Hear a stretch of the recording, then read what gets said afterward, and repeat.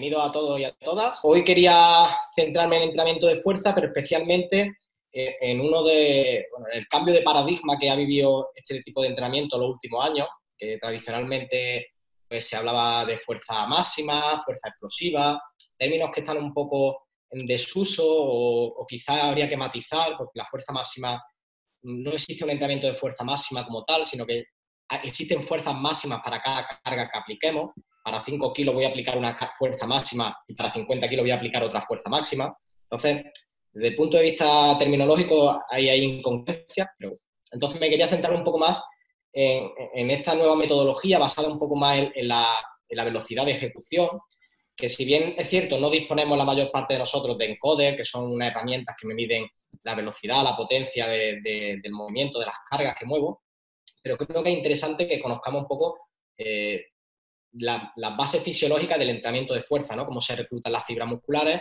a la hora de aplicar diferentes fuerzas. Entonces, igual que hicimos el otro día, que fuimos viendo una intensidad creciente en un ejercicio de carrera, un ejercicio de resistencia, fuimos viendo esa curva de esfuerzo, ¿no? Y pasamos por diferentes umbrales, pues algo similar ocurre con el entrenamiento de fuerza, ¿no? Nos vamos a basar en la ley de Hahnemann, que está basada en el principio del tamaño, y que habla que frente a una carga, el cuerpo es un economizador de energía y si no hace falta utilizar todas las fibras musculares para mover esa carga, digamos que va a utilizar lo menos posible, ¿no? La ley del mínimo esfuerzo, por así decirlo. Entonces, si una carga es bajita, nuestro cuerpo lo que va a utilizar son las fibras tipo 1, que ya sabemos que son más lentas, son más pequeñas y ejercen menos fuerza por unidad de tiempo.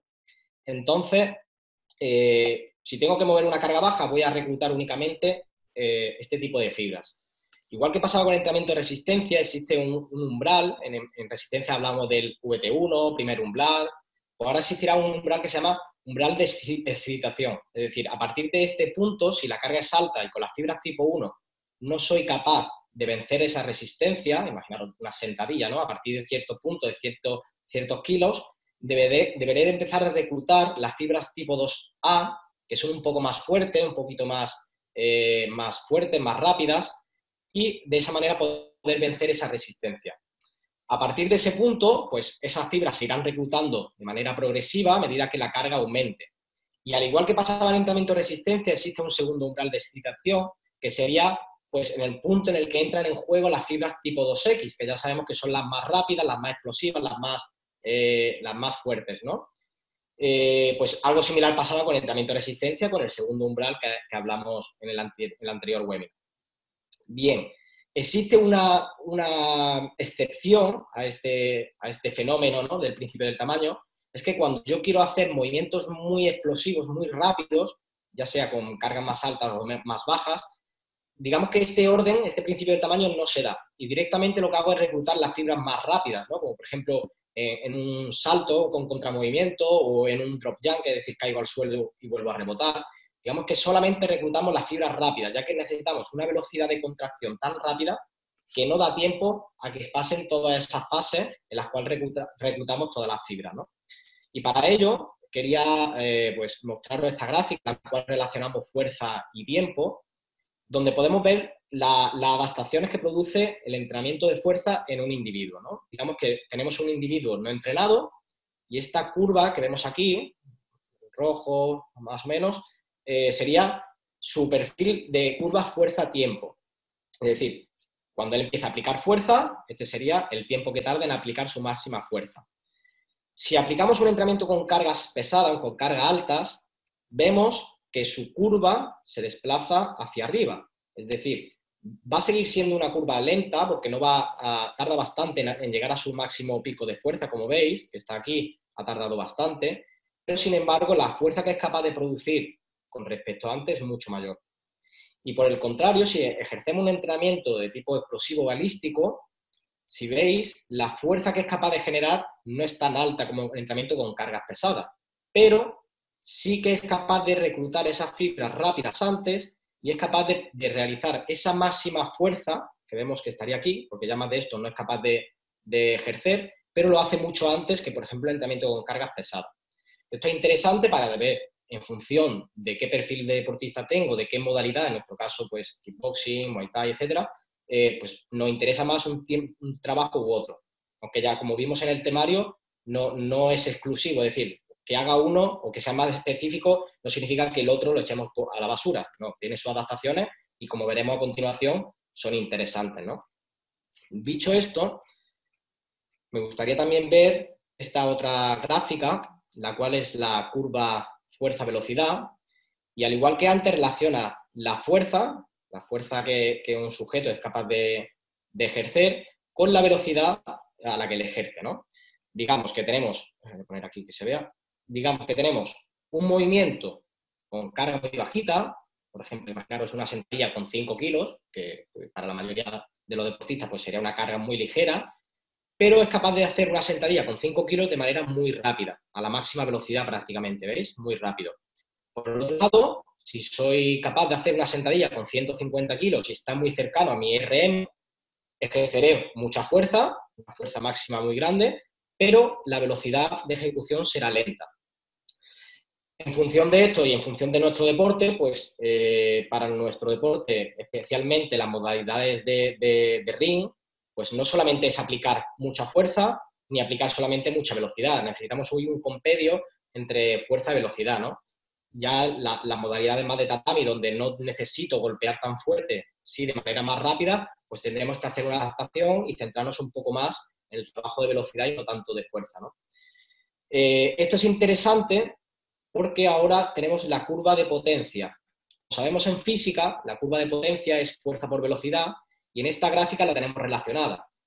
¿Para qué es interesante esto? Pues veo mucho cuando os he preguntado por el foro qué tipo de entrenamiento con carga hacéis, muchas veces me decís, pues hago entrenamiento con autocarga, con el peso, que si bien a través de salto y pliometría se puede conseguir un alto grado de potencia, cuando no trabajo con cargas, normalmente vamos a movernos por este tipo de parte de la curva.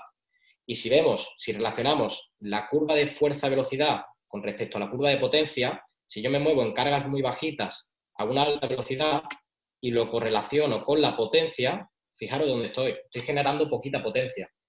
Por el contrario, si yo lo que hago es trabajar con cargas muy altas y a una velocidad de ejecución baja, ¿vale? Pues nos encontraremos por esta zona de la curva de potencia.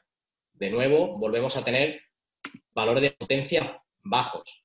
¿Qué es interesante? Pues trabajar en torno al 30% aproximadamente, hasta el 75%, 80%, donde si esos puntos de trabajo, esos porcentajes de trabajo, lo extrapolamos a la curva de potencia, nos vendremos aquí aproximadamente. Y aquí, como vemos en la curva, es donde más potencia vamos a ejercer, donde más potencia va a desarrollar nuestro deportista. Y como ya sabemos, el entrenamiento es específico de las adaptaciones que tengamos. Es decir, si yo realizo un entrenamiento de un tipo, voy a obtener unas adaptaciones específicas de ese tipo de entrenamiento. Por eso es muy importante el trabajo de potencia, pues ya sea con lanzamientos de balón, con saltos, pliometrías, halterofilias. Si no soy capaz, porque mi técnica en halterofilia pues no la controlo, existen variantes con mancuernas, con elementos más simples, donde con cargas, no tienen por qué ser máximas, intentamos aplicar la máxima velocidad posible, porque si sumamos fuerza, es decir, la carga y la fuerza que tengo que ejercer, y la velocidad, nos van a dar unos valores de potencia muy altos, ¿no? Y yo creo que esto es fundamental para nuestro deporte. Para la mayoría de nosotros necesitamos golpear muy fuerte, pero además muy rápido, para que tenga éxito nuestro golpeo. ¿Qué decir? Que si yo tengo un deportista que detecto que, bueno, pues a través de los test o de manera visual detecto que es un tío fuerte, pero le falta esa velocidad, pues me centraré en una parte más una parte a lo mejor más de la izquierda, ¿no? De la curva fuerza-velocidad o de la potencia, para que sus adaptaciones sean un poco más específicas en cuanto a velocidad, ya que fuerza tiene, ¿no? O por el contrario, si yo detecto que tengo un deportista muy rápido, que golpea de manera muy veloz, pero considero, o a través de los test hemos evaluado que le falta esa fuerza, le falta esa pegada, pues quizá me interese trabajar esa potencia un poco más ligado a la zona derecha de la curva fuerza-velocidad, para que esas adaptaciones lo convierta en un deportista más completo, ¿no? Con una pegada un poco más fuerte. Entonces, quería plantearos bueno, primero explicaros cómo funciona el cuerpo a la hora de producir fuerza, y luego, pues, que dejemos un poco de lado el tema de entrenamiento únicamente con cargas, con autocargas, perdón, que sí viene bien, porque para muchas adaptaciones nos viene bien a nivel de masa muscular, a nivel de resistencia general o prevención de lesiones, pero tenemos que intentar abrir un poco los horizontes y aprender técnicas, si no las conocemos, acudir a profesionales que nos enseñen para aprender a trabajar con carga, aprender halterofilia, que al final es el deporte que más potencia desarrolla, y por eso tantos velocistas, tantos jugadores de fútbol americano, de rugby lo utilizan, atletas de velocidad lo utilizan. No tiene sentido que un velocista no va a utilizar arrancadas o cargadas en su competición, pero lo utiliza porque le ayuda a generar más potencia y, por tanto, más fuerza y más velocidad. Y nada, quería mostraros estas dos curvas, que además hablo un poco de ellas en el temario y para muchos a lo mejor les sonaba un poco algo nuevo. Y nada, pues hasta aquí un poco la explicación.